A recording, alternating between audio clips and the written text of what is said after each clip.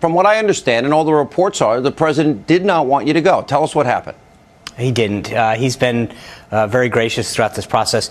He wanted to bring some new folks in to help rev up the communications operation.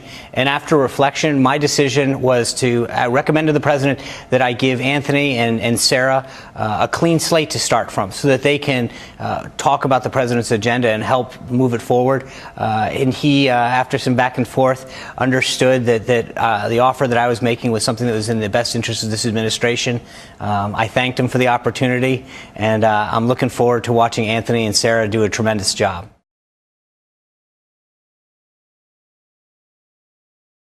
An exclusive interview, the outgoing White House Press Secretary Sean Spicer. Sean, I guess after tonight, you're probably going to be one happy guy. I'm just guessing. Well, it's been an honor and a privilege to serve this president in this country. I will never be able to thank the president enough for what he has been able to allow me to do. And I had a great opportunity to have some tremendous folks on a team here that worked tirelessly to promote the president's agenda. I'm leaving it in capable hands with both Anthony and Sarah Sanders, who has been just a tremendous partner and will continue to do the president in this country a great job. All right, walk us through what happened. And from what I understand, and all the reports are, the president did not want you to go. Tell us what happened. He didn't. He's been very gracious throughout this process. He wanted to bring some new folks in to help rev up the communications operation. And after reflection, my decision was to recommend to the president that I give Anthony and Sarah a clean slate to start from so that they can talk about the president's agenda and help move it forward. And he, after some back and forth, understood that the offer that I was making was something that was in the best interest of this administration. I thanked him for the opportunity, and I'm looking forward to watching Anthony and Sarah do a tremendous job. All right, walk us through that to the extent that you can share the conversation. You went in and you said you want to give them a clean slate. Give us a little of the back and forth between you and the president today in the Oval Office. Well, Sean, I will say this. I've never revealed private conversations that have been privy to the president.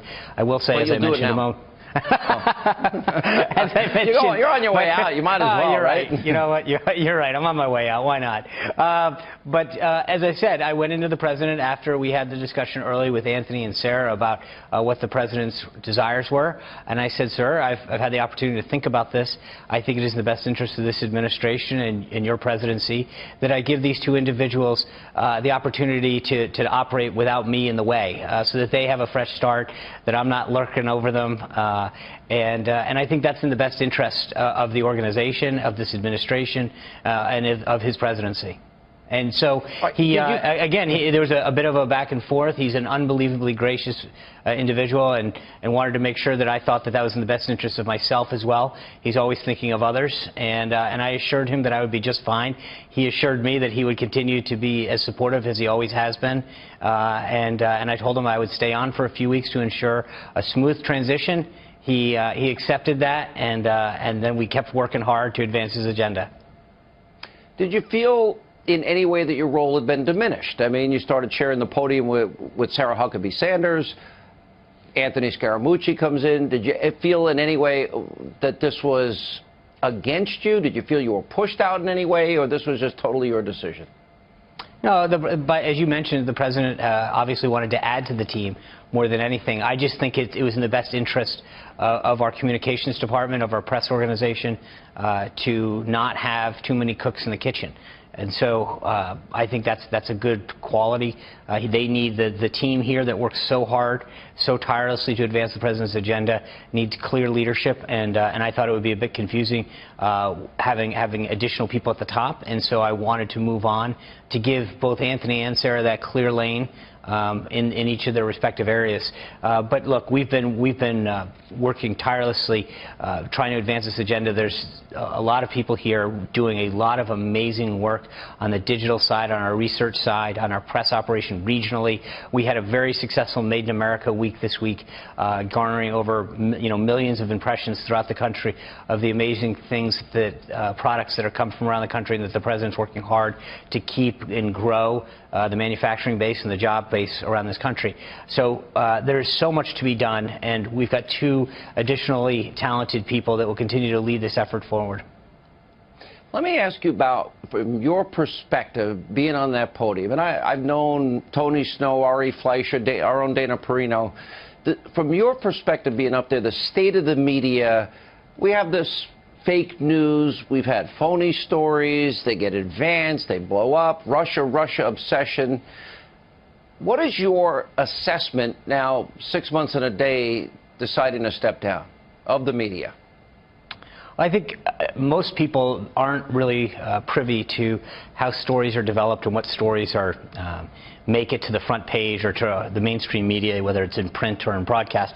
And I think they'd be shocked and disappointed to see some of the bias that exists in some of the stories that don't get told or the manner in which they are told. I was increasingly disappointed in how so many of the members here of the media do their job, or rather don't do their job, the bias to which they come from it at.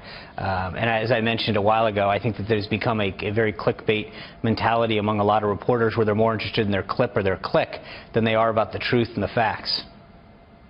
You know, and this is very interesting to me because I've watched and witnessed some of these exchanges. And I know there's been an effort, for example, to maybe change a little bit of the rules inside the White House briefing room. And one of them was, you know what, maybe we're not going to do everything on camera. Maybe the person at home, the average person at home, doesn't quite understand that when those guys get their moment, their idea is to get into as contentious a battle with you as they can. And is it 9 out of 10 times that's what airs that night, that they're not really looking for news, they're looking for their moment? Is that a fair assessment, or am I being unfair to the media? No, I think that's a very fair assessment. Now, I don't want to paint everybody with the same broad brush, but I do think that you're very accurate in terms of the majority of folks that are now in this in the briefing room that are going into journalism. They're not there for the facts or the pursuit of the truth. Rather, they are trying to figure out, how do I get on TV? How do I become a YouTube star?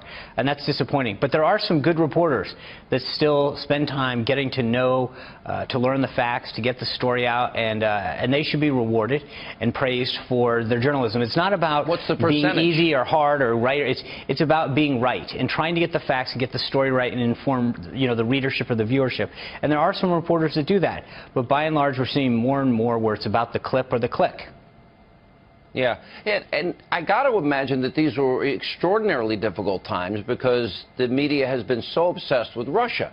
Now, I'm a talk show host. I have opinions. I'm not a traditional journalist. I'd be called an advocacy journalist. But when I look at issues like Ukraine and the influence that they tried to have on the election, as long as it's on helping the Democrats, that doesn't seem to get that much play. Or the Uranium One deal, which I would argue is a real Russia-Vladimir Putin scandal. They didn't seem to care too much about that in the media.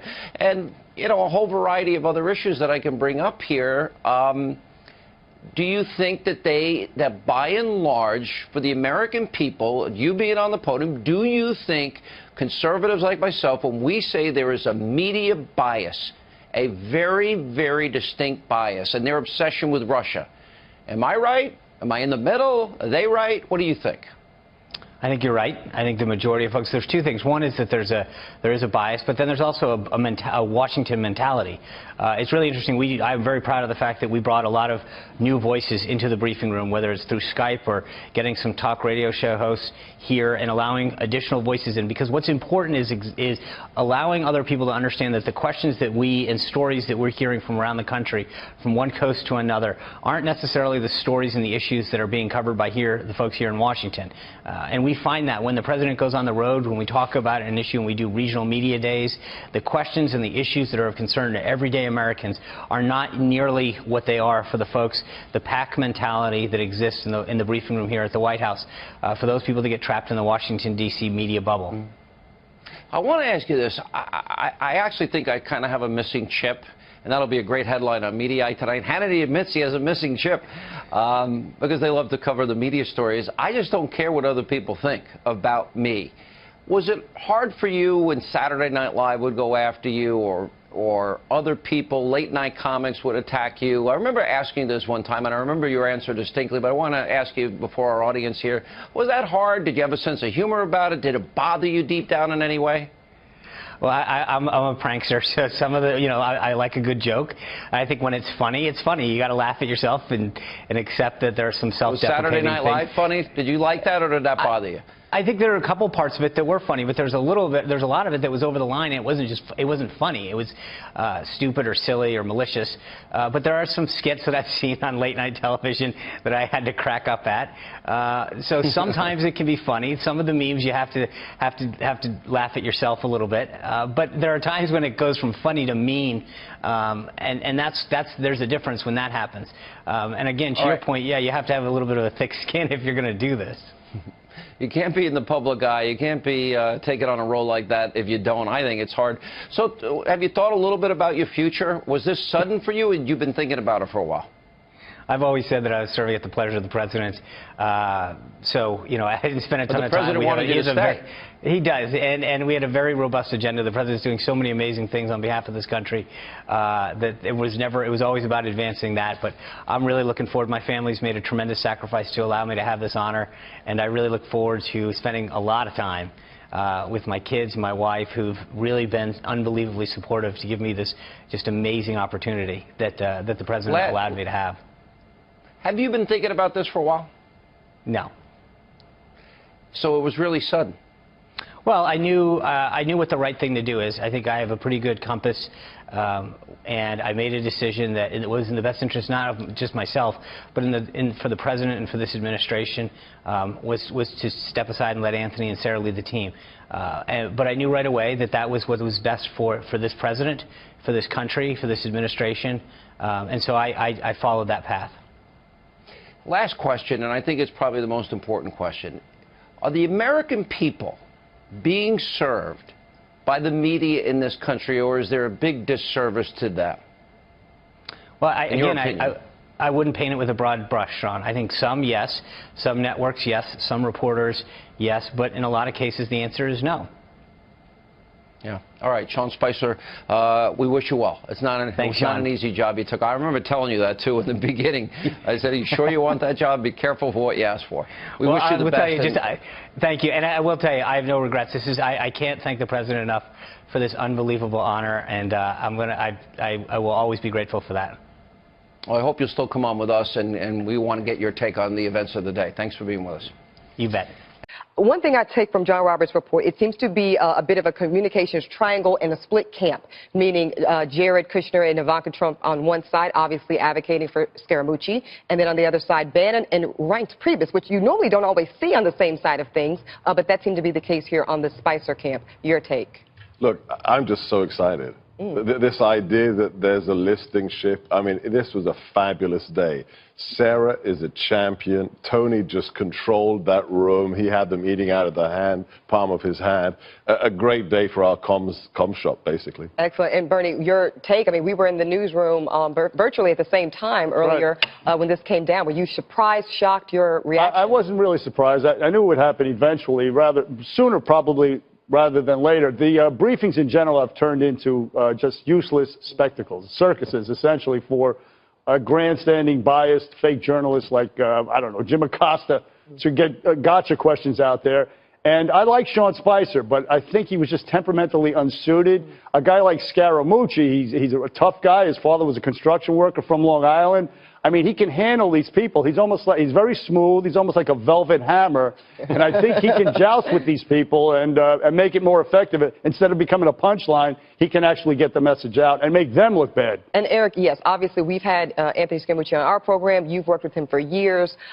He does have a temperament, to Bernie's point, that it's almost like it's a quiet strength sometimes that might play better with this White House press corps. Yeah, and we're going to do, in the B block, I'm going to talk about why I think Sean Spicer stepping down was a great thing for the Trump administration across the board. Scaramucci, good friend, longtime friend of mine, also longtime.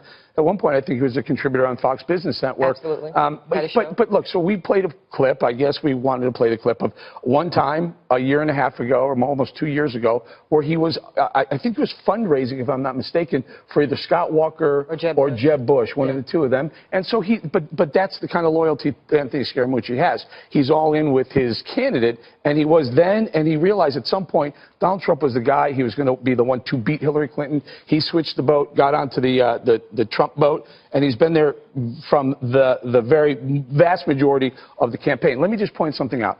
Anthony Scaramucci and Donald Trump are very similar. right? Donald Trump and both business guys, both similar demeanors, both winners. I think this is better fit and match for Donald Trump in the communications department.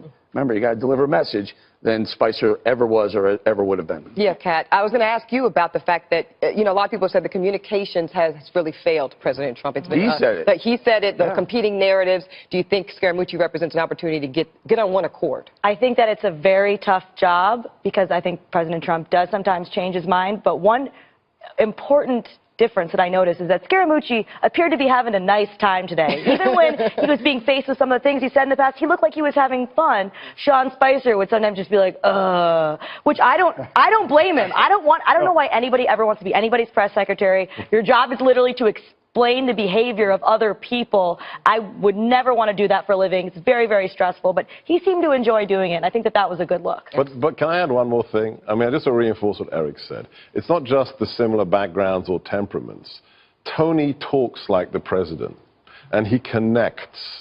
Okay, he may be a very successful individual from the finance sector, but he can communicate with the Americans that put Donald J. Trump into the White House. So this is all around a winner. There's also one little other quirk, too, that maybe you didn't pick up. If you're listening very carefully, Scaramucci said, I will be reporting directly to the president. Yes. Now, Sebastian, you can correct me if I'm wrong. Spicer was never reporting directly to Donald Trump. He was going through likely Reince Priebus, am I right? He has what Tony said today, and that doesn't surprise me or shouldn't surprise anybody else who knows Tony and the relationships in the White House, that he has direct office access. So he can walk into the Oval huge. whenever he wants.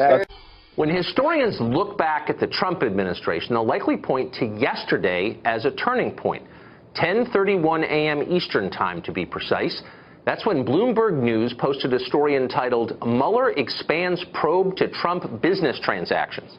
The story appeared a little over 12 hours after the president told the New York Times that Robert Mueller had no right to investigate his business transactions. Mueller, through Bloomberg, sent back the clearest possible message. Yes, I do, and I will. Now, what are those transactions? Well, basically any commercial activity that Trump or his family or his associates conducted over the last decade that might pertain to Russia or anyone who has ever lived in Russia. According to Bloomberg, those would include Russian purchases of apartments in Trump buildings, Trump's involvement in a Soho development in New York with Russian associates, the 2013 Miss Universe pageant, which was held in Moscow, and Trump's sale of a Florida mansion to a Russian in 2008. That's right. The investigation created to determine whether the Russian government influenced the Trump-Hillary race now extends to the private sale of a house in Florida some Russian guy bought 9 years ago during the Bush administration. Talk about mission creep. Let's be clear about the politics here. This is a massive threat to the White House.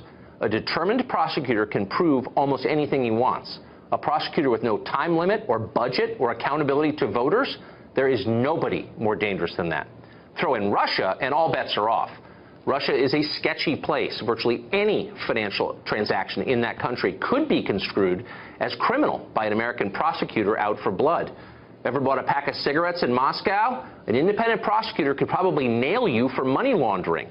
America's got a ton of laws. It all depends on how you want to interpret and enforce them. So it's hard to overstate just how bad this is for the administration. The Trump White House has lost control of its fate thanks to Robert Mueller. That's dawning on them now, and it may account for some of the turmoil we've seen over there this week. But it's also sad as hell, especially for voters. They elected Trump. You may not like it, but voters had their reasons, and they're supposed to be allowed to pick their own leaders. That's not at all the view from Washington, where Trump is seen as a terrifying threat to the permanent ruling class, which has been working for more than a year to neutralize him. Hours after the election, we were told that the results were not legitimate or even real. A foreign government must have done this. There is no other logical explanation for this. When evidence of Russian involvement failed to surface, we were urged to have the Justice Department investigate it all, just to make certain we owed it to our democracy. 9 months later, nobody is talking like that anymore. Questions of collusion and Russian hacking look like irrelevant footnotes at this point. Now investigators are trying to figure out why Trump once sold a Manhattan apartment to a Russian buyer. There's got to be something there. And maybe in the end we'll find out there is. It is the New York real estate business after all. But at what cost? Voters have learned a lot of sad lessons from this Russia story. They've learned their president does not always handle pressure well. They've learned their elites in Washington are as susceptible to mass hysteria as any medieval peasant village. But saddest of all, they have learned that despite all the talk of democracy, they're not really in charge of their own government. People who are never elected are. Jonathan Turley is a law professor at George Washington University Law School, and he joins us tonight. Professor, thanks for coming on. Thank you, Tucker. So this is an investigation that went from trying to determine whether or not Russia had an effect in the election outcome in 2016 and is now looking at real estate transactions in the United States between Trump's companies and Russian citizens from 10 years ago.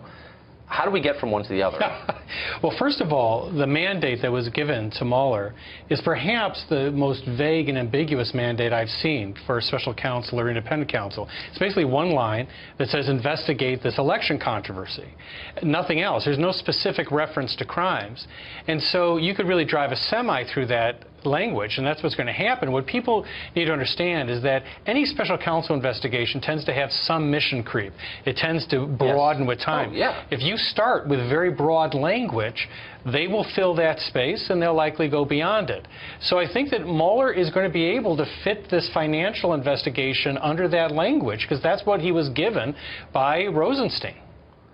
I just don't believe that any person who does business in Russia, no matter how well-meaning and scrupulous, could survive a forensic look into those business deals. I mean, I honestly think if I had dinner in Russia last year, I could be arrested under U.S. law. So, I mean, this seems like a real threat. It is a real threat. I mean, the fact is, look, we've never had a president with this extensive portfolio that's transnational in character. These are transactions all around the world. They're very large. They tend to be messy. Now, these are special counsel investigators, but they're federal investigators. They're FBI agents. They're federal prosecutors. If they see a crime, they don't just walk away. They'll refer it to the FBI or they'll take it themselves. But that creates a very high risk for this administration. So I think it's fair to say that voters, who really are the point of this whole exercise, knew that Trump did business in Russia. He did not release his tax returns. They were very aware of that, and they elected him anyway. And so from the Trump administration's point of view, this is all a disingenuous effort to nullify the election results. That's how they feel about it, and I think they have a point. What can they do about it? Anything? Well, there's not much they can do about it. I mean, the fact is, I can understand the frustration for people in the White House. This is a lot like having a cop literally behind your car on the highway, just moving with you as you watch the speedometer and make sure you don't go over 60. It's sort of unnerving.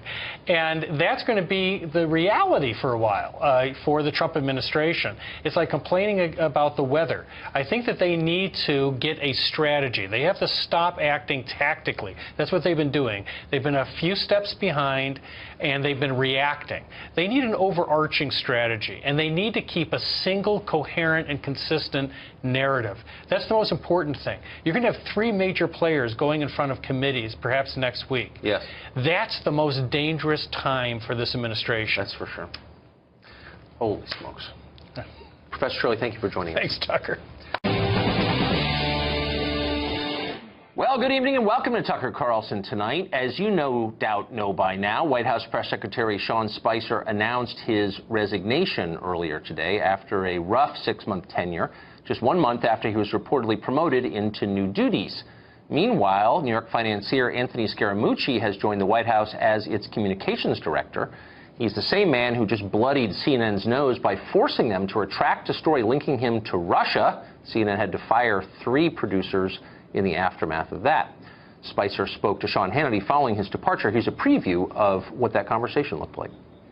You started sharing the podium with Sarah Huckabee Sanders. Anthony Scaramucci comes in. Did you feel in any way that this was against you? Did you feel you were pushed out in any way, or this was just totally your decision? No, but as you mentioned, the president obviously wanted to add to the team more than anything. I just think it was in the best interest of our communications department, of our press organization, to not have too many cooks in the kitchen. You can catch the rest of that interview in a little less than 2 hours at 10 p.m. Eastern. Meanwhile, Dana Perino was a White House press secretary under George W. Bush. She is, of course, our friend over at The Five, and she joins us tonight. Hi. Hey, Dana. How are you? I'm great, and wondering about the basic macro question, which is what's the goal now? So you've got Anthony Scaramucci's communications director, you've got Sarah Huckabee Sanders as press secretary. They're working together to achieve what? What's their primary goal? Well, that's something that I've been thinking about today, because first of all, you obviously have to congratulate Sarah Huckabee Sanders. She'll be the third woman to be White House press secretary, and it is a job that immediately changes your life forever. And sometimes you might feel like it's changing it for the worse, but it really is for the better. It's a wonderful job. I loved that job, but I was glad it had an end date. For Anthony Scaramucci, he comes in with a clean slate, and you heard Sean Spicer there being very gracious and saying, look, I think that if the president wants a new look and feel of the press office, he should have that fully, and he graciously stepped away, and it sounds very amicable, and so that's great. So now, Anthony Scaramucci, he gets in there, he's got a lot on his plate already. And truthfully, even though it looks like what you see of the job is something always in front of television, for a communications director, and especially the press secretary, 98% of what they do is behind the scenes and not public. Right. So he has to set the vision. So I wonder, does the president want to see his approval ratings go up? Does he want to try to advance legislation? I would be curious if he actually talked to Anthony Scaramucci about that, because there are different ways to get to that goal, whatever it is that the president really ultimately wants. My impression for the past 6 months has been that Sean Spicer was basically doing what he was asked to do, and he was trying pretty hard, not a lazy man, and a good-natured person who understands Washington. It's hard for me, whatever his failings, and some of them were on display, but it's hard for me to believe that he's really at fault for whatever problems they've had. I have always long believed that, of course, because it's public and everybody sees it, that it's really easy to blame the communicators. I remember one time being in the Situation Room in the middle of when the Iraq War was just terrible, and you had civilians being killed daily by suicide bombings in markets. And there was a guy from the Pentagon who in the Situation Room said, what we have here is a communications problem. And I remember I looked at Condoleezza Rice, who gave me a little nod, and I said, with all due respect, we have a fact problem. Okay, we have a problem that we actually can't communicate when there are bad facts on the ground. I think that in this case, some reshaping of how you're communicating could be very interesting. You mentioned in the opening how Anthony Scaramucci had taken on CNN. If you go back and look at how he did that, he did it with such a light touch. After they corrected it, he said, cool, no problem, everybody makes mistakes, I'm good. And then he walked away and let everybody else take the fight for him. I think that might be a different way of looking at things, because Sean Spicer, I think, was answering the president's call to be an attack dog and to punch and hit and to fight, uppercuts, all sorts of things that he was trying to do to fight back against what they see as very unfair press coverage. Anthony Scaramucci might have the same type of goal, but maybe use a different tactic and see if that works. I heard you say something off camera the other day that I thought was really smart. You said one of the problems here is that there's no consensus within the Republican Party about what the party ought to stand for. And it's hard to have a communications strategy if not if everybody, not just in the White House, but on the Hill and the RNC, aren't all reading from the same sheet. Well, they're trying to do massive changes in legislation, right? Making America great again was never going to be easy. And if you're looking at big wholesale changes in the Republican Party, the first thing I think that needed to happen was some work by the President of the United States to put his shoulder behind bringing these people together and saying, here are the 3 things that I absolutely want to do this year. They have been taken off message almost every single day. Sometimes their own fault, other times things just happen because things happen in the White House. This does provide them a clean slate. I wish them the very best, and I certainly hope that Sarah Huckabee Sanders knows that this is going to be a wonderful job. And one thing I told her today is make sure you ask for the help that you need, and perhaps that's what the president was asking for today too. One thing I'll say about her and Scaramucci is they both seem to like people, which I think is an advantage for a job where you have to deal with people. So they've got that going. Reporters are people too. We'll debate that. We'll debate that next time. Dan, thanks for joining us. Okay. There's been some speculation in the press about me and Reince, so I just want to talk about that very quickly. Reince and I have been personal friends for 6 years. We are a little bit like brothers, where we rough each other up once in a while, which is totally normal for brothers. There's a lot of people in here that have brothers, and so you get that. But he's a dear friend. All right, that was new White House Communications Director Anthony Scaramucci earlier today talking about his friendship with the White House Chief of Staff, Reince Priebus. Reince joins us now with more from the White House. The funny thing, the first thing I read was how you two don't like each other. Right. And I know you and I know him, and I knew it was a lie. And I'm like, this is so typical. Well, not only that, but when I first came into the RNC, Anthony was one of our regional finance chairmen. Obviously, we've done a lot of things together. He was Scott Walker's finance chairman in Wisconsin. You may have seen the clip, I even almost worked for Anthony after the Romney wait a minute, loss. I want to go back to that. Okay. What were you thinking not working with Scaramucci? Because Scaramucci knew how to make money. What were you thinking? He did, and it was a great offer, but he was a close friend. But, you know, I just started at the RNC. It was after the Romney loss, and I knew that there was so much we could get done at the RNC, and obviously I was still going to be working hard, and it was great that we did, because obviously we were able to build an RNC and then work with President Trump and making sure that we won that election in 2016, and he's doing great things, and I think it's a good day for President Trump to get a person in that comms director that he believes in, and really sometimes a fresh start's a good thing. Sean did a great job. He's a dear friend, as everybody knows, but it is good to start fresh, and so Sean gets to start fresh, Anthony gets to start fresh, and most importantly, the president gets to start fresh, and I think that's a good thing. You were close with Sean. You guys worked at the RNC together. I've known you both for a long time. Sean says he didn't really spend a lot of time thinking about it, but it came to him, and this he felt was the right thing to do. The president tried to keep him. So was that a hard day for you on that personal level, because you were so close to him? Yeah, but, you know, I also know how the president operates, in that you look at people that were around the president and might not be working for him anymore. He's still very close to those people. They're still very important to the president. So Sean leaving doesn't mean that Sean isn't going to be out there supporting President Trump, and it doesn't mean that President Trump isn't going to be supporting Sean Spicer. So I've seen how the world around the president works, and it's very healthy, and he cares about his people. And the most important thing is that his people know that he cares about his people. And so there are sometimes we have disagreements, but it doesn't mean that there isn't intense loyalty that goes both directions, and that's a good quality. Because you were so close to him, and look, this is not an easy position for anybody. I've known a lot of people that served as press secretary. It's a brutal job. It's a tough job. There's no amount of money you could ever pay me, or not that anyone will ever want me, Reince, you know. But, you know, you watch Sean, and sadly for him, he had to go through a lot. And, you know, late night comics, you go through the same thing. I've been through the same thing, Saturday Night Live. Was it painful at times for you to watch your friend get hit so hard, maybe at times? And then dealing with the press corps?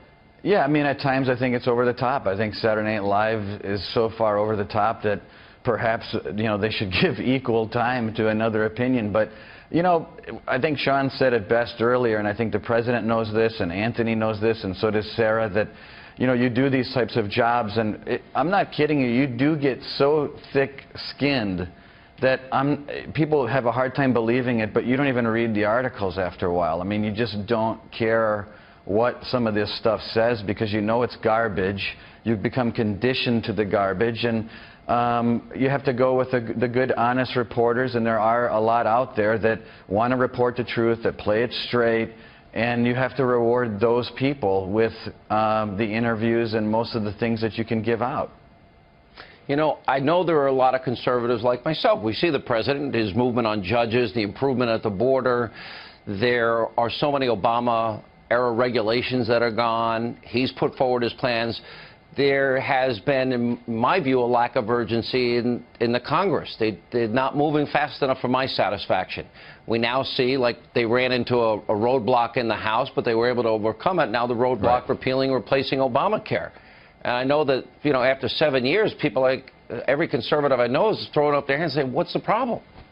Well, look, I mean, it is time for the party to lead on health care. They did a good job in the House, but it's now time for the Senate to get this thing done, either this week or soon thereafter. But you look at what the president's done. You look at the deregulation. You look at the realignment in foreign policy. You look at the optimism on jobs, and you look at the unemployment rate. You look at TPP, trade.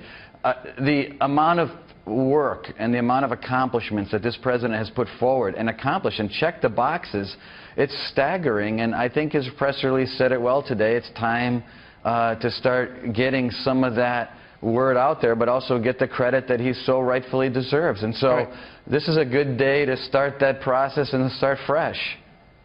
Last question, but I think it's probably the most important, because we got a lot on the media with Sean Spicer. But from my perspective, the Congress, by the end of this year, they've got to get the health care issue done. They've got to get the border wall, the beginning of construction. They've got to get the corporate middle class tax rates, the repatriated money. Energy independence, I believe, creates millions of high-paying career jobs. Are you confident, with all your discussions with Congress, all of that is done by the, say, around Thanksgiving, the end of the year? I think certainly by the end of the year. I mean, we have to get, obviously, the budget done. We've got a debt ceiling issue. We've got health care and tax reform. And then, you know, I think we need to get started on infrastructure. Those are the things that President Trump cares the most about. Those are the things he talks about every day. And yes, the leadership in the House and the Senate, they're working hard too, and we appreciate their partnership.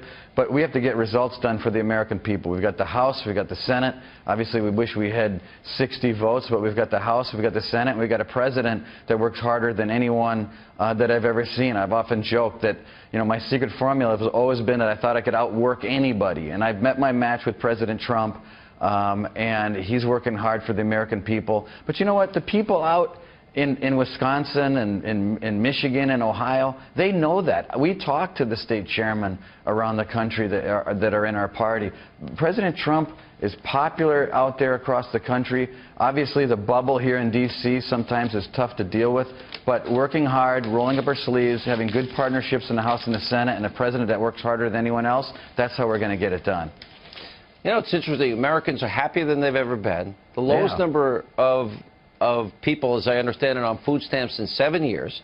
And Stuart Varney was reporting earlier today, what, $4 trillion in wealth created since the president took office. You don't ever hear about that on the fake news networks. Well, you look at, you know, mines are opening up, miners are going back to work. You look at all sectors of the economy, people are feeling better. The actual people participating in getting into the workforce is improving for the first time in a long time. So it's not just the unemployment rate that's better, it's the fact that people are actually going back to work and the net numbers are getting better. That's where people need to look at. And so stock market's up, jobs are getting better. It's just the beginning. And most importantly, people are feeling positive in these polls. They feel like tomorrow is going to be a better day. And that's really important when looking at what the future looks like under President Trump. All right, Reince Priebus, Chief of Staff, thanks for taking time on this busy Friday night. We appreciate it. All right, thank you. And coming up. This is a Fox News Alert. I'm Kimberly Guilfoyle. We are awaiting a news conference in Minneapolis, Minnesota from Mayor Betsy Hodges following the resignation of the city's police chief at her request. She says she lost confidence in the chief following last week's shooting death of an unarmed Australian woman by a police officer, and we're going to bring that to you when it begins. We are also following another big day of breaking news in Washington. Sean Spicer is out as press secretary. Sarah Huckabee Sanders is in, and Anthony Scaramucci will now lead the White House communications team. Spicer abruptly resigned earlier after the president appointed Scaramucci to the post. He gave his first TV interview to Sean Hannity. It will air in an hour from now at 10 p.m. Eastern, but we've got some preview clips. From what I understand, and all the reports are, the president did not want you to go. Tell us what happened. He didn't. He's been very gracious throughout this process. He wanted to bring some new folks in to help rev up the communications operation. And after reflection, my decision was to recommend to the president that I give Anthony and Sarah a clean slate to start from so that they can talk about the president's agenda and help move it forward. And he, after some back and forth, understood that the offer that I was making was something that was in the best interest of this administration. I thanked him for the opportunity. And I'm looking forward to watching Anthony and Sarah do a tremendous job. Scaramucci had a lot of nice things to say about Spicer earlier, despite false reports of a feud. I want to thank personally Sean Spicer, not only on behalf of myself, the president, the administration, but Sean is a true American patriot. He's a military serviceman. He's got a great family. And he's done an amazing job. This is obviously a difficult situation to be in, and I applaud his efforts here, and I love the guy, and I wish him well, and I hope he goes on to make a tremendous amount of money. I would love to have Sean here. Sean decided that he thought it would be better to go. His attitude is, if Anthony's coming in, let me clear the slate for Anthony, and I do appreciate that about Sean, and I love him for it. All right, so that occurred today. Dana, no better to go to than yourself. Well, you know, I loved the job of press secretary. I'm glad it had an end date so that, you know, I might still be there because I really did love it. But it also is, the job has changed a lot, even since I was there. When in January of 2009, when I left, I didn't even have a Twitter account. So if you think of how social media has changed the way we all communicate with each other and the scrutiny that comes with the job anyway, it was tough. I also think that Sean, who I worked with in the Bush administration, he was a U.S. Trade Representative spokesperson, great on strategy, excellent tactician, yes. Wonderful guy, right? Yeah. On his very first day as press secretary, when the president asked him to go into the briefing room, we were live on the 5. We were. And we were watching it, and we were all thinking, what in the world is happening?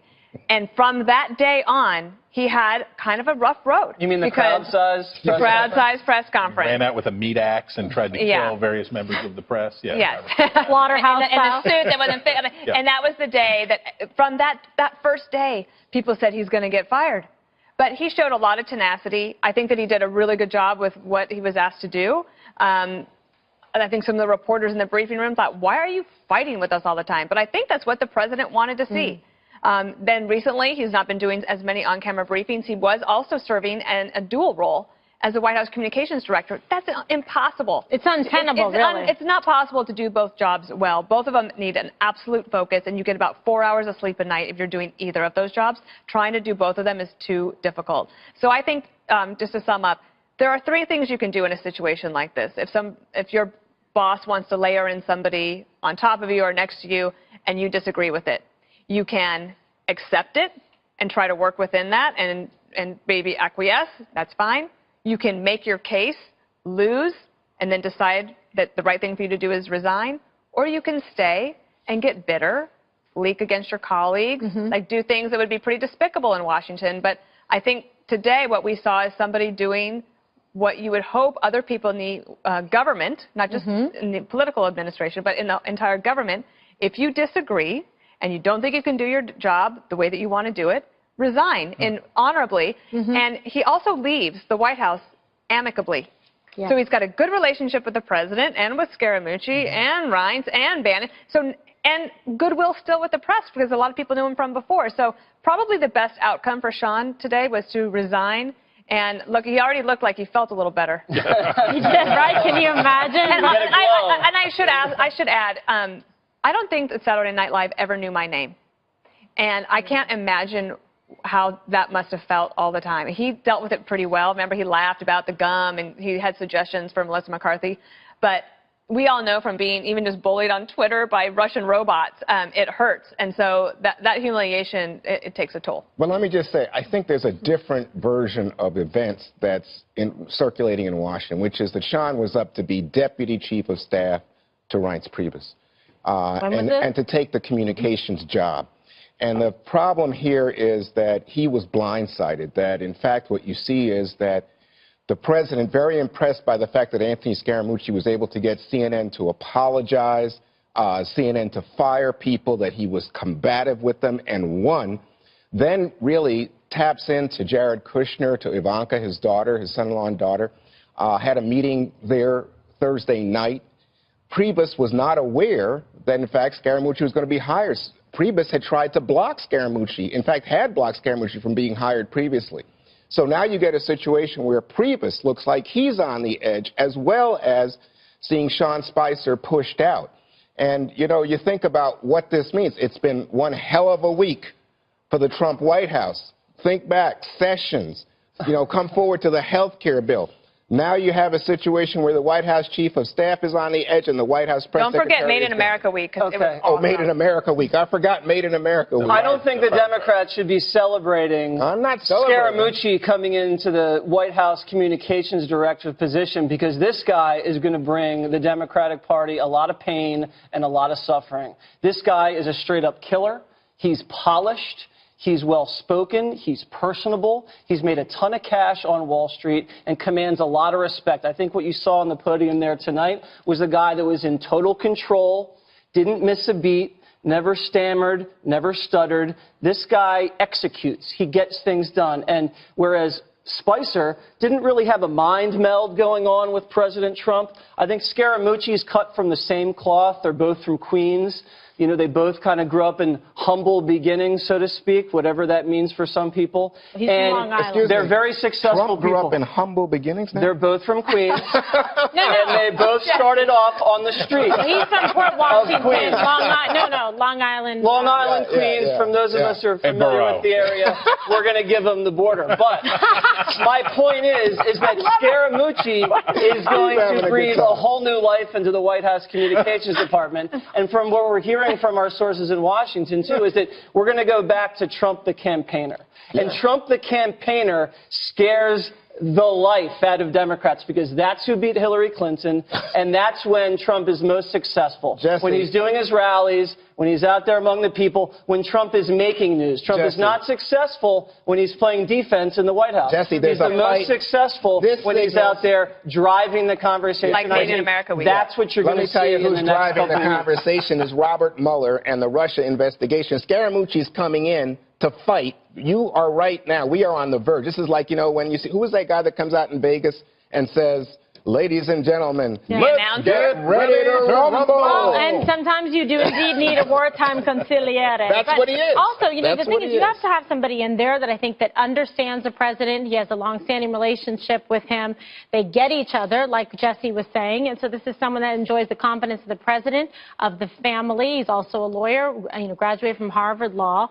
And so all of these things are going to come into play, especially given, yes, the investigations that are going on. So you want somebody that you can count on, that you know can do your messaging effectively during a time like this? Well, look, the internal pressure, the tension within the Trump White House has been, do you go to war with Robert Mueller? Do you try to discredit him? Do you try to get into basically a fight with him so that you can either force him out, fire him, or when he comes to whatever conclusion he comes to? And I think the broad consensus is it won't be all rainbows and sunshine when he gets to the end, whatever it is, whether it's Paul Manafort or whomever. Right. There'll be some bad news in there for the administration. Do you try to discredit him and push hard in advance? Or do you say, we welcome his participation, we're going to work cooperatively with him? They've been back and forth a little bit. I think the arrival of Scaramucci, the ouster, not the ouster, but the handwriting on the wall for Spicer tells us, I think, that, Juan, you're exactly right in this sense. This is a war footing. Yes. This is the time for the struggle. They're going to go against Mueller hard. They're going to bring a lot of heat.